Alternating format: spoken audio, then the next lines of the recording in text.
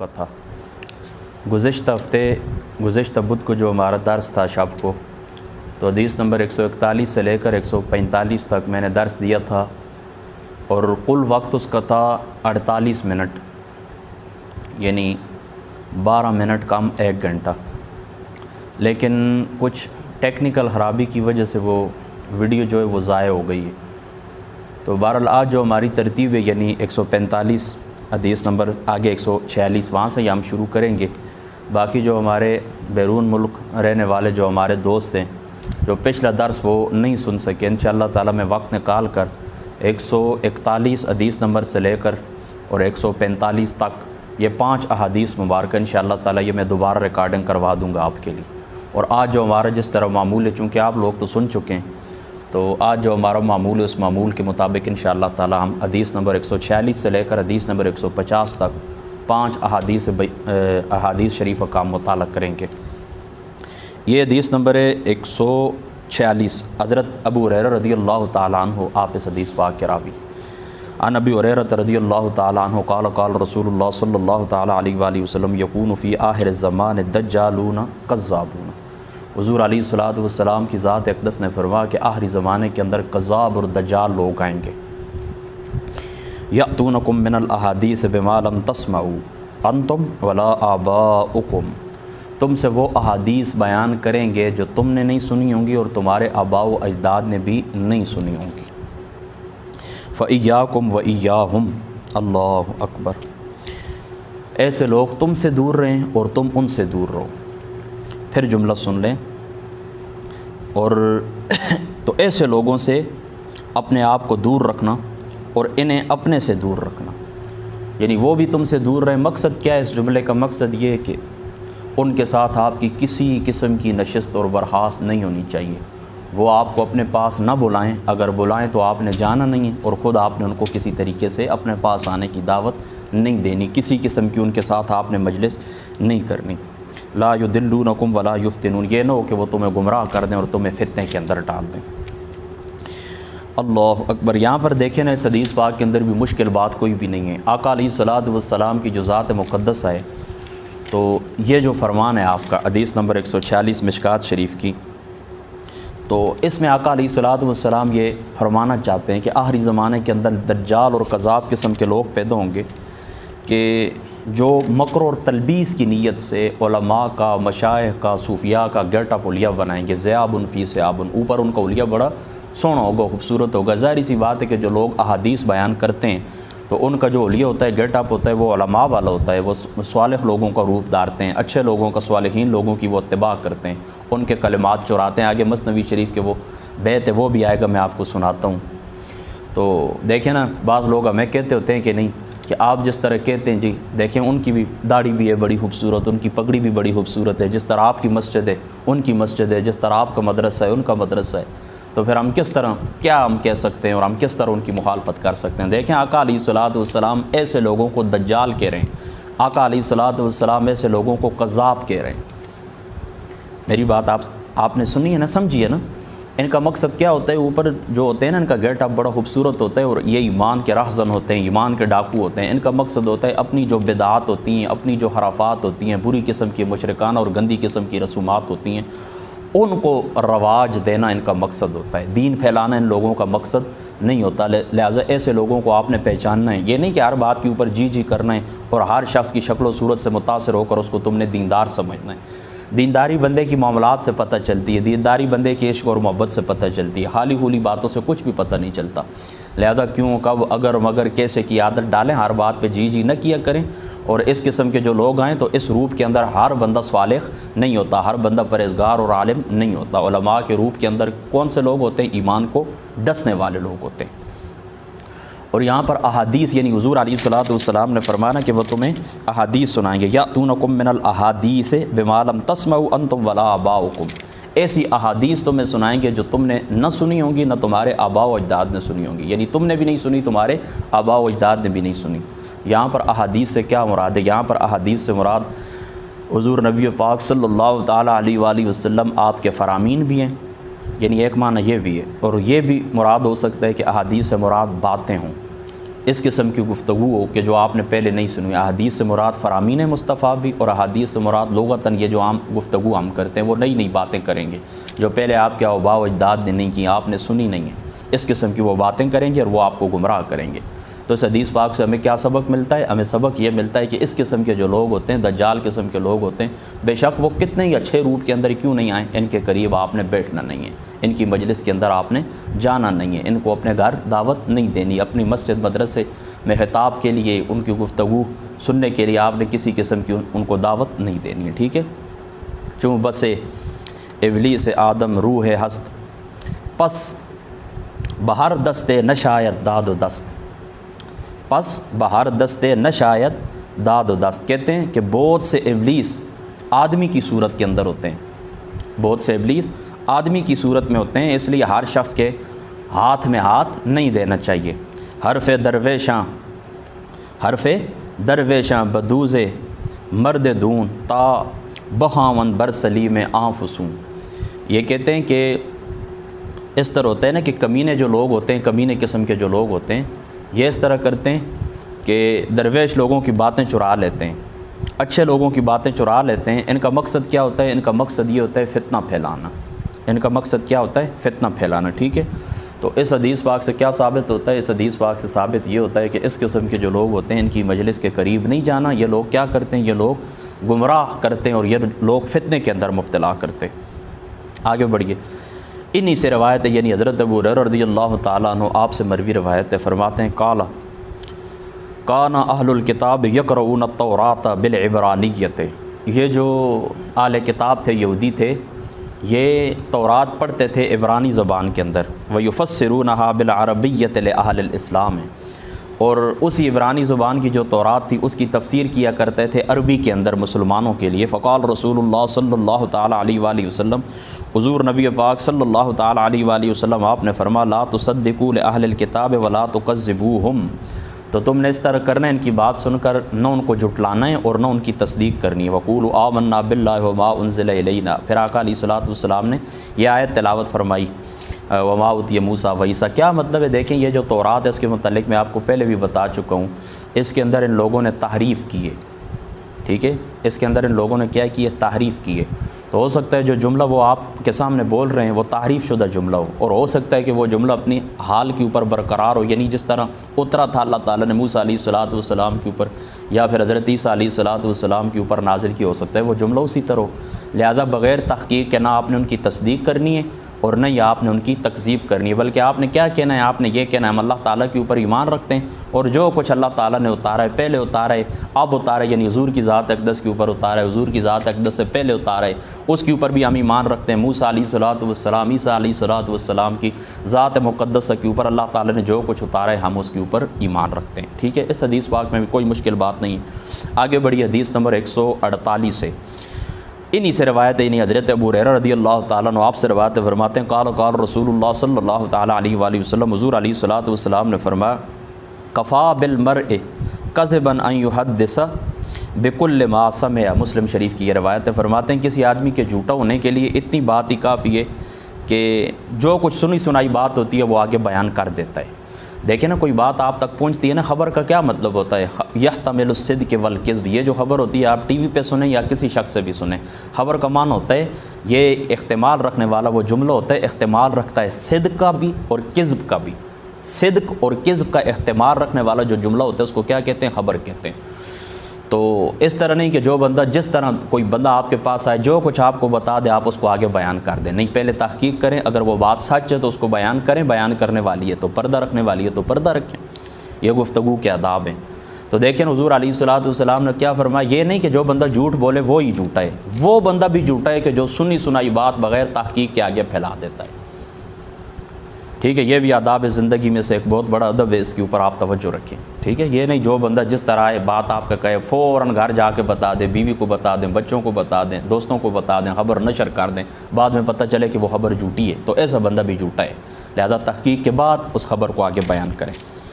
حضرت ابن مسعود رضی اللہ تعالیٰ عنہ آپ فرماتے ہیں، قال رسول اللہ صلی اللہ تعالیٰ علیہ وآلہ وسلم، ما من نبی بعثہ اللہ تعالیٰ، کوئی نبی بھی ایسا نہیں ہے کہ جو اللہ تعالیٰ نے مبعوث فرما فی امتی ہی الا کان لہ فی امتی حواریون، تو ان کے لیے اللہ تعالیٰ کی ذات اقدس کیا کرتے ہیں کہ حواری پیدا کر دیتے ہیں، دوست پیدا کر دیتے ہیں۔ دیکھیں صحابی پیدا کر دیتے ہیں، دوست پیدا کر دیتے ہیں، مددگار پیدا کر دیتے ہیں، ٹھیک ہے، اللہ اکبر، پیروکار ہوتے ہیں، ٹھیک ہے۔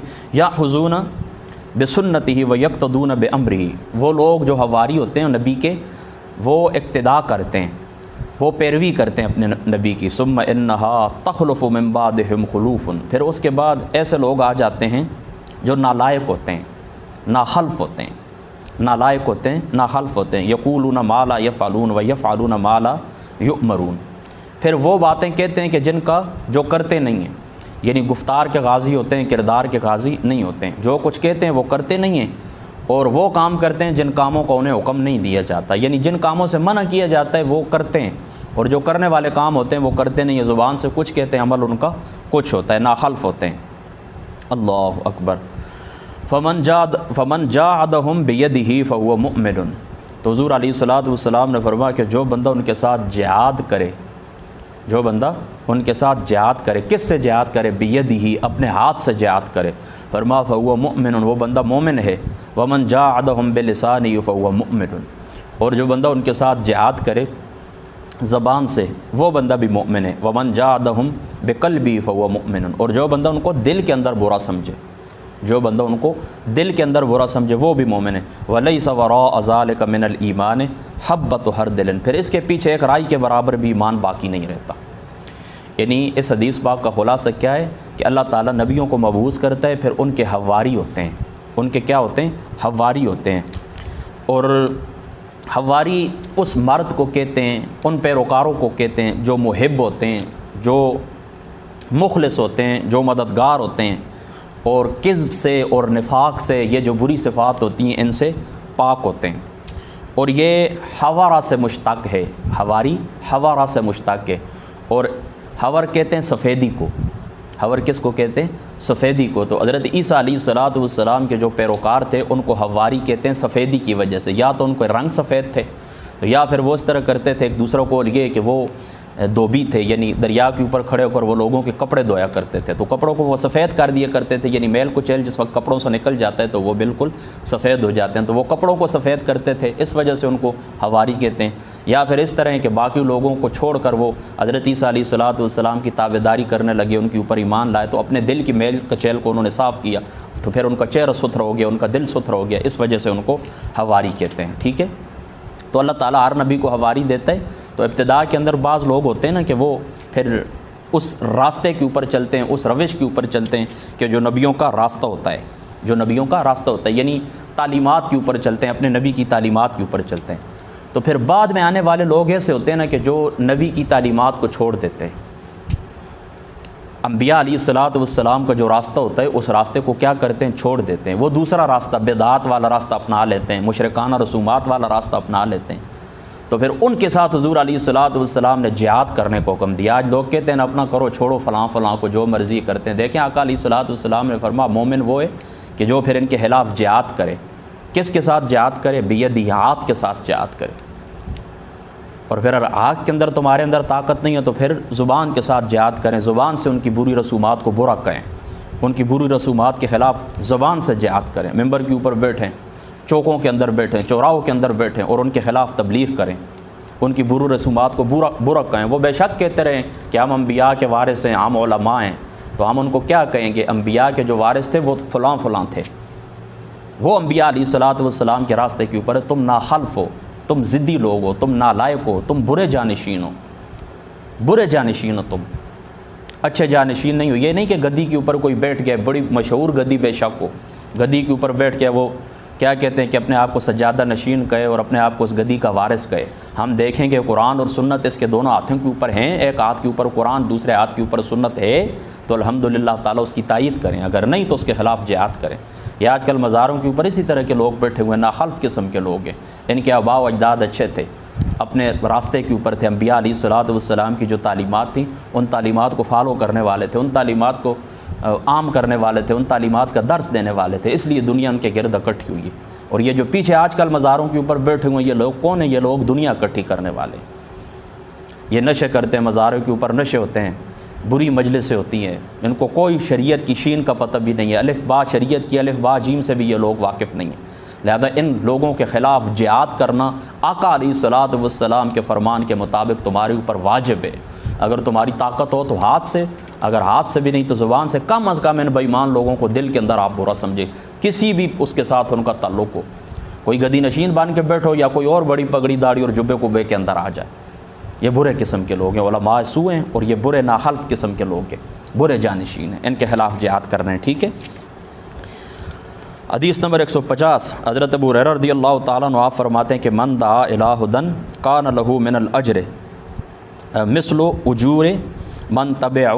حضور علیہ الصلوۃ والسلام کی ذات اقدس نے فرمایا جس نے لوگوں کو ہدایت کی طرف بلایا، جس نے لوگوں کو ہدایت کی طرف بلایا تو اسے ثواب ملے گا اتباع کرنے والوں کا، یعنی جن لوگوں کو اس نے ہدایت کی طرف بلایا اب وہ لوگ ہدایت کے اوپر چل پڑیں تو ان کا جو ثواب ہے وہی ثواب اس شخص کا بھی ہے، بلانے والے کا اور عمل کرنے والے کا ثواب کیا ہے؟ برابر ہے۔ لا ينقص ذلك من اجورهم شیئا، ان کے اجور سے یہ نہیں کہ ان کے جو اجر ہیں ان سے کچھ کم کیا جائے گا اور اس کو دیا جائے گا، نہیں، جو اجر ان کا ہے وہی اجر اس شخص کا ہے، ٹھیک ہے۔ ومن دعا الی ضلالۃ کان علیہ من الاسم مثل آثام من تبعوا لا ينقص ذلك من آثامهم شیئا، اور جس بندے نے ضلالت کی طرف، برائی کی طرف لوگوں کو بلایا تو جو گناہ ان کا ہے، یعنی بلانے والے کی طرف انہوں نے اتباع کیا نا، برائی کی طرف اس نے بلایا، اب یہ لوگ برائی کے اوپر چڑھ گئے، برائی انہوں نے جاری کر دی ہے، برائی کے اوپر چڑھ گئے، یہ لوگ برائی کرنے لگ گئے ہیں، برا عمل کرنے لگ گئے، تو برا عمل کرنے والوں کا جتنا گناہ ہے اتنا ہی گناہ کن لوگوں کا ہے؟ بلانے والوں کا۔ تو آپ نیک راستے کی طرف بلائیں گے، لاکھوں لوگ اس کی اتباع کریں گے تو لاکھوں لوگوں کا جو ثواب ہے وہی ثواب آپ کا ہے، اور آپ کسی کو نعوذ باللہ من ذالک بری رسم کو ایجاد کریں گے یا بری راستے کی طرف بلائیں گے اور پیچھے آنے والے لوگ اس برے راستے کے اوپر چل پڑیں گے تو جتنا گناہ پیچھے چلنے والوں کا ہے، برائی ضلالت کی اتباع کرنے والوں کا ہے، ضلالت کے اوپر چلنے والوں کو اتنا ہی گناہ برائی کی دعوت دینے والے کا ہے۔ لہذا اچھی جو بات ہو اس کو آپ پیک کریں اور اچھی بات آگے پھیلائیں، اور جو بری رسم ہے اس کو مٹانے کی کوشش کریں، اس کو جاری نہ کریں۔ اگر بری رسم آپ کی وجہ سے جاری ہو گئی یا کوئی برا راستہ ہے، آپ نے چاہے سیاست کے اندر، چاہے مذہب کے اندر، چاہے کسی اور شعبے کے اندر برا راستہ آپ نے جاری کیا ہے، برا نظام آپ نے جاری کیا، سودے قسم کے گندے قسم کا نظام کے اندر آپ نے لوگوں کو جکڑ دیا ہے، یا اور کوئی برا طریقہ مذہب کے اندر آپ نے ایجاد کی ہے، کوئی بری بدعت آپ نے ایجاد کی ہے، اسی طریقے سے کوئی بری مشرکانہ رسم آپ نے ایجاد کی ہے جس کا اسلام کے ساتھ کوئی تعلق نہیں، وہ ضلالت ہے، تو جتنے کروڑوں لوگ فالور ہوں گے آپ کے اس معاملے کے اندر، آپ کو فالو کریں گے تو اتنا ہی گناہ ایک شخص کے اوپر ہے، بلانے دائی کے اوپر ہے، بلانے والے کے اوپر ہے۔ اور اسی طریقے سے کوئی اچھا کام آپ نے ایجاد کیا، کوئی سنت مردہ تھی زندہ، اس کو آپ نے زندہ کر دیا، یا لوگ تھے بالکل مردہ ہو چکے تھے، اللہ رسول کا راستہ ان کو معلوم نہیں تھا، آپ نے ان کو ہدایت کی طرف بلایا، تو جتنے لوگ اس کے اوپر چلیں گے اللہ تعالیٰ اتنا ہی کروڑوں لاکھوں لوگوں کا جو ثواب ہوگا وہ آپ کو عطا کرے گا۔ تو اس مضمون کی ایک دوسری روایت بھی ہے، وہ مشکات شریف کے اندر بھی ہے، بخاری کی روایت ہے۔ تو ملا علی قاری صاحب رحمۃ اللہ تعالیٰ علیہ، آپ نے اس حدیث پاک کی شرح کے اندر لکھا تھا، پھر خود سوچیں کہ حضور نبی پاک صلی اللہ تعالیٰ علیہ وآلہ وسلم جو راستہ لے کر آئے تھے، حضور علیہ الصلوۃ والسلام جو شریعت لے کر آئے تھے، لوگوں کو جس شریعت کی طرف، جس ہدایت کی طرف لوگوں کو حضور علیہ الصلوۃ والسلام نے بلایا، تو آج دنیا کے اندر حضور علیہ الصلوۃ والسلام کے جتنے فالورز ہیں، کروڑوں ہیں، اربوں ہیں، یعنی دیکھیں نا 1 ارب اور تقریباً 30 کروڑ مسلمان ہیں اس وقت دنیا کے اندر، تو ان کا جتنا ثواب ہے وہ سارا حضور نبی پاک صلی اللہ تعالیٰ علیہ وآلہ وسلم آپ کا بھی ہے۔ اور اسی طریقے سے آقا علیہ الصلوۃ والسلام نے جن لوگوں نے حضور کو فالو نہیں کیا، حضور کی ذات اقدس کے اوپر ایمان نہیں لائے، لیکن آقا علیہ الصلوۃ والسلام کے جو فرامین تھے ان کی روشنی کے اندر اپنا نظام مرتب کیا ہے، تو ان لوگوں کی قسمت کے اندر جو خیریت ہے وہ بھی صدقہ ہے آقا علیہ الصلوۃ والسلام کی ذات اقدس کا۔ آج دنیا کے اندر آپ کو جتنی بھی ترقی نظر آتی ہے، میں بھی دیکھتا ہوں، آپ بھی دیکھتے ہیں، تو آپ ان اصولوں کے اوپر غور کریں کہ کن اصولوں کو انہوں نے اڈاپٹ کیا۔ سچائی کو، جھوٹ کا ان لوگوں کو نام بھی نہیں آتا، سچائی، دیانت داری، راست بازی، اخلاص، محبت، یہی وہ اصول ہیں کہ جن اصولوں کو اڈاپٹ کر کے وہ لوگ اوج ثریا کی ترقی کی اوج ثریا کے اوپر پہنچے، اور ہم وہی لوگ ہیں کہ آقا علیہ الصلوۃ والسلام کے فرامین کو پس پش ڈالا اور ذلتوں کے اندر گر گئے۔ تو آج بھی اللہ تعالیٰ کیا کہتا ہے؟ انتم الاعلون ان کنتم مؤمنین، اگر ایمان ہو تو بلندی ہمارا ہی مقدر ہے۔ میں پھر اپنا جملہ دہراتا ہوں، اگر ایمان ہو تو بلندی ہمارا ہی مقدر ہے، لیکن ہم نے کیا کیا ہے؟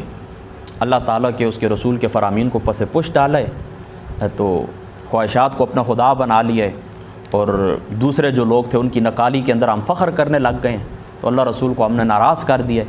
تو نتیجہ پوری دنیا کے اندر دیکھ لیں، پوری دنیا کے اندر دیکھ لیں۔ آج مجھے ایک بات بتائیں، 1 ارب اور 30 کروڑ مسلمان ہیں، اور تقریباً 57 یا 60 اسلامی ممالک ہیں۔ یہ سارے تم اکٹھے ہو جاؤ اور کوئی بات اپنی منوانا چاہو، پوری دنیا سے تم نہیں منوا سکتے، تمہاری بات کی کوئی حیثیت بھی نہیں۔ تو اس کی وجہ کیا ہے؟ اس کی وجہ یہ ہے کہ ہم اللہ تعالیٰ کی ذات اقدس سے، اس کے رسول پاک صلی اللہ تعالیٰ علیہ وآلہ وسلم آپ کی ذات اقدس سے کٹ گئے ہیں۔ تو گنبد خضرا سے جڑ جائیں، پوری دنیا اللہ تعالیٰ تمہاری نوکر کر دے گا، ساری دنیا کے اندر تمہارا شور ہوگا، اور تمہاری ہر بات تسلیم کی جائے گی، اور تمہیں اللہ تعالیٰ عزتوں سے نوازیں گے۔ واخر